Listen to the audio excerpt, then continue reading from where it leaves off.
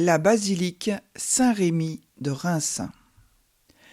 La basilique Saint-Rémy est une basilique construite aux alentours de l'an 1000 dans la ville de Reims en Champagne. Elle égale presque en taille la cathédrale des Sacres des Rois de Reims. Sa longueur extérieure est de 126 mètres comme Notre-Dame de Paris. La basilique Saint-Rémy est l'église la plus célèbre de Reims. Elle fut longtemps rattachée à une importante abbaye, l'abbaye Saint-Rémy de Reims. Saint-Rémy date des XIe, XIIe et XVe siècles. Cette église contient les reliques de l'évêque Saint-Rémy qui a baptisé Clovis, roi des Francs, le jour de Noël de l'an 496. L'évêque meurt en 533 à l'âge de 96 ans. Son renom de sainteté et de miracle attire très vite de nombreux pèlerins. Saint-Rémy souhaite être enterré dans la chapelle dédiée à Saint Christophe qui était située à 2 km de la cathédrale. Très vite, cette chapelle Saint-Christophe devient un lieu de pèlerinage. Les gens affluents, on installe des religieux pour garder le corps du saint homme. On agrandit alors la chapelle primitive aux dimensions d'une église où le corps est transféré un 1er octobre, jour qui devient alors la Saint-Rémy à Reims.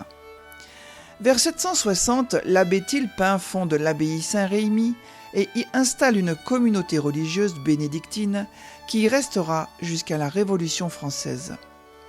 Au milieu du IXe siècle, l'archevêque Hincmar agrandit l'édifice et consacre l'abbatiale carolingienne. Celle-ci disparaît après l'an 1000 pour être remplacée par une grande église romane entreprise par l'abbé Erard. Il en reste les 11 travées de la nef avec tribune et bas-côté ainsi que le transept. À l'époque, une charpente en bois couvre l'ensemble. La basilique a été consacrée par le pape Léon IX en 1049 lors du concile de Reims. Entre 1118 et 1151, l'abbé Odon fit décorer le sanctuaire et le chœur monastique et ce décor fut préservé jusqu'à la Révolution. D'autres abbés vont apporter d'importantes modifications. Cette église, cette basilique sera toujours plus grande, plus lumineuse et plus belle. Un grand incendie ravage l'abbaye et détruit la bibliothèque dans la nuit du 15 au 16 janvier 1774. L'édifice de la basilique échappe aux démolitions de la tourmente révolutionnaire, mais l'intérieur est profané et saccagé. Les monuments de valeur qui se trouvaient au sein de l'église par le passé ont été pillés durant la Révolution. Des éléments de mobilier intérieur inestimables disparaissent, comme la sainte ampoule détruite par les révolutionnaires en 1793, lorsque les bénédictins sont chassés de leur monastère.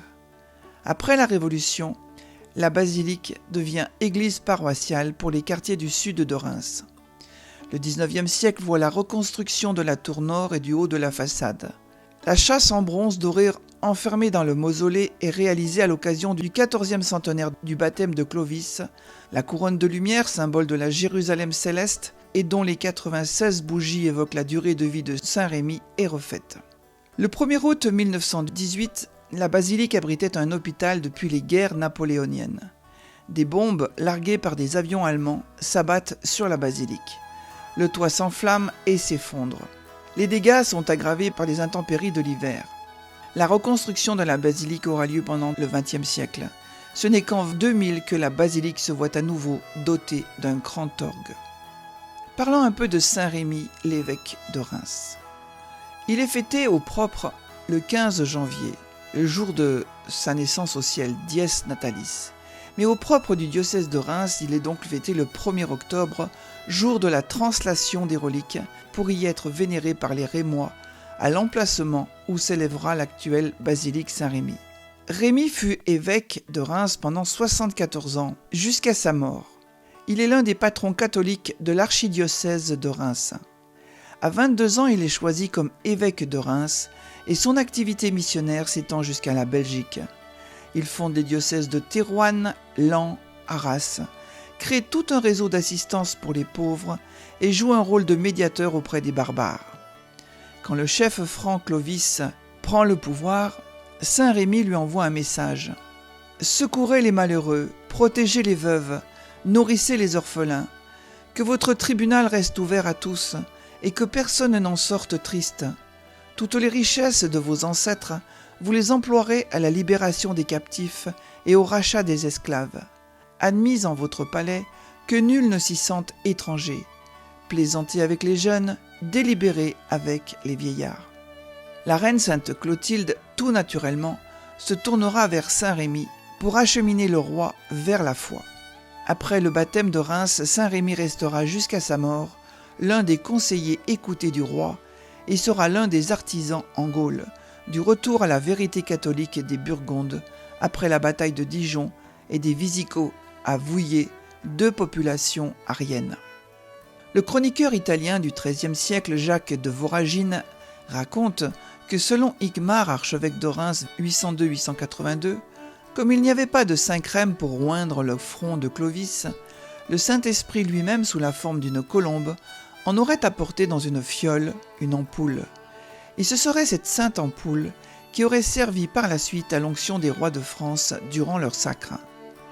C'est durant cette cérémonie que l'on attribue à Rémy de Reims la célèbre phrase adressée au roi des Francs: « Courbe la tête, fier Sicambre, abaisse humblement ton cou, adore ce que tu as brûlé et brûle ce que tu as adoré. » À Reims, il y a la flamboyante tradition de la Saint-Rémy. Chaque année, la messe du premier dimanche d'octobre est prétexte à un événement singulier dans la basilique de Saint-Rémy. Après la lecture de l'Évangile, l'évêque allume les 96 bougies de la couronne de lumière qui évoque l'âge de Saint-Rémy, patron de la ville de Reims le jour de sa mort. C'est un rite à la fois symbolique et spectaculaire. L'allumage en quelques minutes des bougies qui se trouvent sur la couronne de lumière suspendue dans la nef de la basilique de Reims. L'imposant lustre de 6 mètres de diamètre symbolise la Jérusalem céleste, les 12 tribus, les 12 tourelles d'Israël.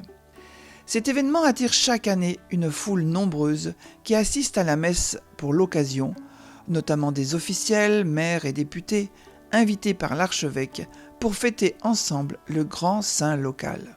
Depuis 2 ans, cette messe est aussi l'occasion de clôturer une neuvaine qui a été organisée dans tout le diocèse. Durant 9 jours, conférences, soirées de louanges et nuits d'adoration se succèdent dans un esprit d'élan missionnaire. Cette nouvelle dynamique engagée par le diocèse de Reims s'appuie sur un constat. Les Français restent très attachés aux grandes traditions populaires où l'on fête par exemple un saint local ou le souvenir d'un vœu de piété. Prière à Saint-Rémy. Dieu éternel et tout-puissant, par un effet de votre bonté, vous avez voulu que la France naquît dans les eaux du baptême que Saint-Rémy administra à son premier roi, Clovis.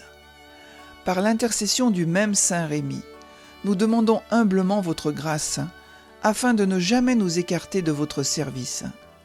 Ramenez la France, la fille aînée de votre Église, à la fidélité aux promesses de son baptême, sous la protection de la Vierge Marie, de Saint Michel Archange et de tous les saints français.